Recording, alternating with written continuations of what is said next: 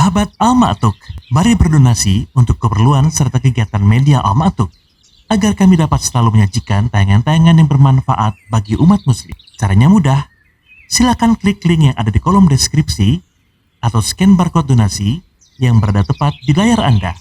Jazakumullah khairan wa barakallahu fikum.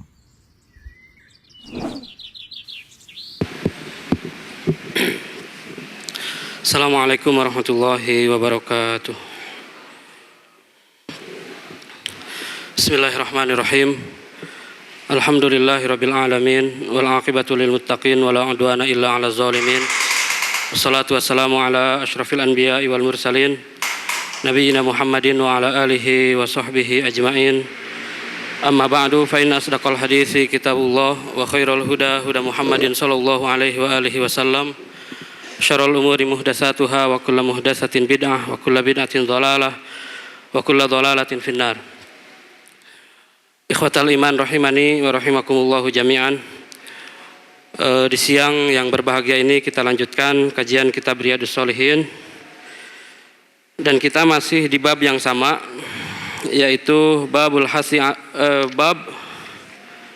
karam wal jud wal infaq fi wujuhil khair thiqatan billahi ta'ala.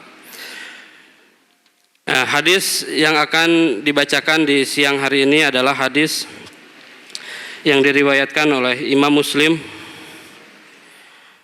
dari sahabat Umar radhiyallahu taala anhu. Imam An-Nawawi rahimahullahu taala mengatakan, wa an Umar radhiyallahu taala anhu qala qasama Rasulullah sallallahu alaihi wasallam qasman faqultu ya Rasulullah la ghairu haula'i kanu ahaqqa bihi minhum qala innahum khayyaruni an yas'aluni bil fahshi fa'utiyahum aw yubakhiluni walastu bibakhil. Kata sahabat Umar radhiyallahu taala anhu, Umar bin Khattab radhiyallahu taala anhu, Nabi sallallahu alaihi wasallam suatu saat membagikan sesuatu. Tidak dijelaskan apakah itu ghanimah atau fai atau apa ya, yang jelas Nabi Shallallahu Alaihi Wasallam membagikan sesuatu. Kemudian kata Umar, ketika Nabi membagikan itu, saya berbicara, saya mengatakan, ya Rasulullah, wahai Rasulullah, la ghairu haula'i kanu ahaqqa bihi minhum. Sungguh orang-orang selain mereka yang engkau berikan itu, ya, la ghairu haula kanu ahaqqa bihi minhum. Ada orang yang lebih berhak. Jadi orang-orang di sana ada yang lebih berhak mendapatkan apa yang engkau bagikan daripada kepada mereka. Kemudian Nabi SAW bersabda, innahum khayyaruni an yas'aluni bil fahshi fa'utiyahum. Sesungguhnya wahai Umar, mereka ini yang aku berikan, yang aku kasih, itu memberikan dua pilihan kepadaku, seakan-akan memberikan dua pilihan kepadaku. Pilihan yang pertama, ya, mereka meminta dengan su'ul adab bil fahshi, dengan tidak beradab, artinya memaksa. Fa'utiyahum, maka pilihannya aku kasih karena mereka memaksa. Au yubakhiluni, kalau tidak aku kasih maka mereka akan menjelekkan saya, mengatakan, menuduh saya adalah orang yang bakhil, orang yang pelit. Walastu bibakhil, dan saya adalah bukan orang yang pelit. Ikhwatal iman rahimani wa rahimakumullahu jami'an.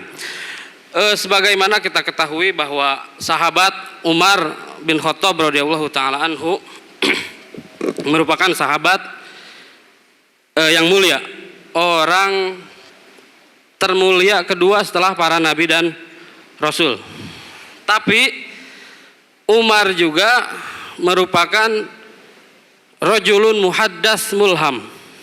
Pendapat-pendapatnya, pandangan-pandangannya seringkali sesuai dengan Al-Quran. Ketika Umar mengusulkan untuk dijadikan makom Ibrahim tempat untuk sholat, maka turun ayat wattakhidhu mim maqami Ibrahima musola. Kemudian ketika istri-istri Nabi terkait dengan jilbab, maka turunlah ayat yang berkaitan dengan jilbab. Kemudian terkait dengan tawanan Badar, kemudian terkait dengan orang munafik yang meninggal, yang Nabi SAW akan sholatkan, dan masih banyak. Jadi banyak pendapat-pendapat Umar itu yang sesuai, yang diiyahkan oleh Al-Quran. Sehingga dalam hadis, walaupun hadis ini banyak yang melemahkan, tapi dihasankan oleh Imam At-Tirmidzi dan dihasankan oleh Syekh Albani. Nabi SAW mengatakan, "Lau kana ba'di nabi lakana Umar." Kalau seandainya setelahku itu ada nabi, maka yang jadi nabi itu adalah Umar. Para ulama menjelaskan kalau memang hadis ini sahih, ini tidak menjadikan Umar itu lebih mulia daripada Abu Bakar.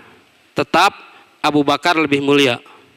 Adapun kenapa kalau seandainya ada nabi setelah Muhammad SAW itu Umar, nah itu adalah perkara goib, dan ini menunjukkan bahwa kenabian itu memang pilihan Allah Subhanahu wa taala, ya. Pilihan Allah Subhanahu wa taala. Nah, dalam hadis ini ketika Nabi SAW membagikan sesuatu itu, kemudian Umar melihat bahwa orang yang Nabi berikan itu sepertinya kurang tepat, dan Umar langsung mengatakan, "Wahai Nabi, itu ada orang-orang yang lebih berhak daripada mereka ini yang engkau kasih ini." Nah, tapi dalam hadis ini Nabi SAW mengatakan, "Innahum khayyaruni an yas'aluni bil fahsyi fa'utiyahum aw yubakhiluni walastu bibakhil." Nabi menjelaskan kenapa Nabi tidak memberikan kepada mereka, tapi Nabi memberikan kepada orang ini. Kata Nabi, karena orang-orang ini memaksaku untuk memberi kepada mereka. Kenapa memaksa? Karena kalau saya tidak berikan kepada mereka, maka mereka akan menuduhku sebagai orang yang bakhil. Walastu bibakhil. Dan kata Nabi, saya ini bukan orang yang bakhil, bukan orang yang pelit. Jadi ada alasan kenapa Nabi SAW tidak mendahulukan mereka. Jadi dalam hadis ini Nabi SAW tidak menyalahkan Umar, ya. Artinya yang disampaikan oleh Umar itu betul, mereka lebih berhak. Tapi kenapa dalam kasus ini Nabi SAW tidak memberikan kepada mereka? Nah, ada alasannya, yaitu apa? Karena mereka itu adalah orang-orang buruk, orang-orang jahat. Ya, dalam hadis, syarrun nas indallahi yaumal qiyamah man tarakahun nas aw wada'ahu ittiqa asyarri. Jadi orang-orang yang seburuk-buruk orang itu adalah nanti di hari kiamat orang yang ditinggalkan oleh manusia karena tidak mau terkena kejahatannya, karena takut kejahatannya, karena takut keburukannya. Atau orang yang berbuat baik kepada dia, bukan berbuat baiknya itu karena memuliakannya, karena menghormatinya, bukan, tapi karena takut keburukannya. Ya, jadi ada orang yang ditinggalkan itu bisa jadi karena kebaikannya. Karena dia suka ngajak sholat berjamaah, karena dia suka ngajak kajian, karena dia suka ngajak tobat terus. Kalau diajak maksiat dia suka nggak mau, ditinggalkan. Nah, ini orang baik ini, walaupun ditinggalkan tapi ini baik. Tapi ada orang yang ditinggalkan karena keburukannya. Saya kalau deket dia pasti saya dibully. Saya kalau deket dia pasti saya diajak gibah. Saya kalau deket dia pasti saya diajak berbohong, diajak diajak ngambil hak orang. Nah, ini ditinggalkan karena keburukannya. Atau orang itu berbuat baik kepada dia karena takut keburukannya. Ada orang kalau dia kalau dia datang misalnya, semua orang tuh baik ke dia, hormat, ngasih. Tapi bukan karena memuliakan orang tersebut. Karena apa? Karena takut keburukannya. Nah, ini sama. Orang yang seperti itu adalah orang seburuk-buruk manusia. Gitu. Ya. Kita kembali lagi. Jadi kata Nabi SAW, karena mereka itu memaksaku sehingga aku harus memberi kepada mereka, sehingga aku akan lepas dari tuduhan bakhil tadi. Nah, dari hadis ini ada beberapa faidah yang bisa kita ambil ya. Yang pertama bahwa lihat Nabi SAW dengan para sahabatnya begitu dekat.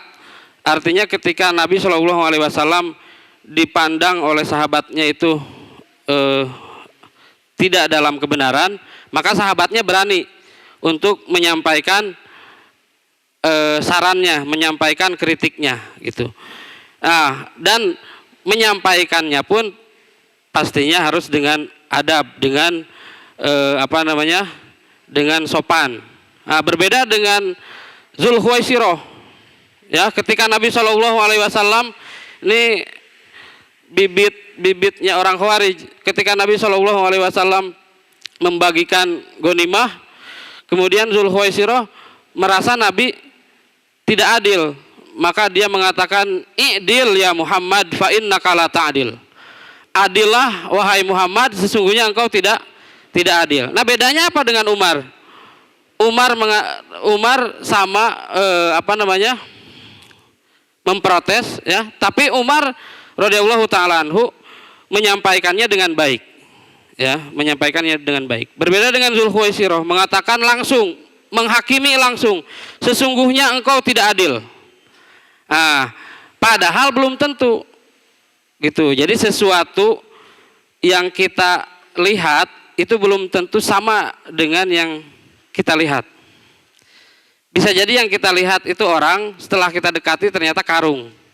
Gitu. Ya. Bisa jadi yang kita lihat itu putih, setelah kita dekati ternyata kuning. Maka jangan mudah untuk menghakimi. Gitu. Dalam ucapan, dalam memaknai satu kata, satu kalimat, itu juga sama. Bisa jadi bentuknya khobar, tapi maknanya insya. Atau sebaliknya, bentuknya insya, tapi ternyata maknanya khobar. Bentuknya istifham, pertanyaan, tapi ternyata bukan bertanya. Bentuknya perintah, tapi ternyata bukan perintah. Bentuknya larangan, tapi ternyata bukan larangan. Nah, jadi jangan mudah menghakimi ketika melihat sesuatu itu berbeda. Gitu. Dalam hal ini juga Nabi SAW menjelaskan makanya. Jadi segala sesuatu itu ada pengecualian. Kalau ada orang yang makan makan bangkai, jangan kita langsung hukumi bahwa dia memakan sesuatu yang haram dan dia fasik. Nah, kita harus lihat dulu seperti apa keadaannya, ya, dan seterusnya. Begitu. Dalam hal apapun, jadi selalu ada pengecualian. Hal yang haram bisa menjadi halal dalam keadaan tertentu. Begitu. Dulu zaman fitnah Al-Quran, banyak ulama yang bertauriah ketika ditanya Al-Quran kalamullah atau makhluk. Ulama tahu kalau mengatakan kalamullah, penjara, disiksa, dihukum. Sebagian orang mengatakan makhluk, tapi dalam hatinya tetap mengatakan kalamullah. Ya, mengatakan makhluk, maka dia selamat. Di antara orang yang tetap teguh dengan prinsipnya adalah Imam Ahmad. Ketika ditanya Al-Quran kalamullah atau makhluk, Imam Ahmad terus memperjuangkan bahwa Al-Quran itu adalah kalamullah ghairu makhluk. Nah, gitu. Nah, jadi itu. Jadi segala sesuatu itu ada pengecualian. Kemudian mana nih kesesuaian hadis ini dengan bab ini? Ya, artinya memang betul infak, sodakoh itu ada urutannya, ya, dengan lil walidain, wal akrabin, wal yatama, wal masakin, wabni sabil, wabda biman ta'ul, ya. Tapi dalam keadaan tertentu tidak melihat prioritas itu pun bisa. Ketika kita harus bersedekah, tidak melihat urutan-urutan tadi pun bisa. Ke siapapun berikan sedekah, gitu. Ya, ini saja mungkin yang bisa disampaikan. Kurang lebihnya mohon maaf. Sallallahu ala nabiyina Muhammad wa ala alihi washabbihi wasallam. Subhanakallahumma bihamdika asyhadu an la ilaha illa anta astaghfiruka wa atubu ilaik. Assalamualaikum warahmatullahi wabarakatuh. Sahabat Al-Ma'atuk, mari berdonasi untuk keperluan serta kegiatan media Al-Ma'atuk agar kami dapat selalu menyajikan tayangan-tayangan yang bermanfaat bagi umat muslim. Caranya mudah. Silakan klik link yang ada di kolom deskripsi atau scan barcode donasi yang berada tepat di layar Anda. Jazakumullah khairan wa barakallahu fikum.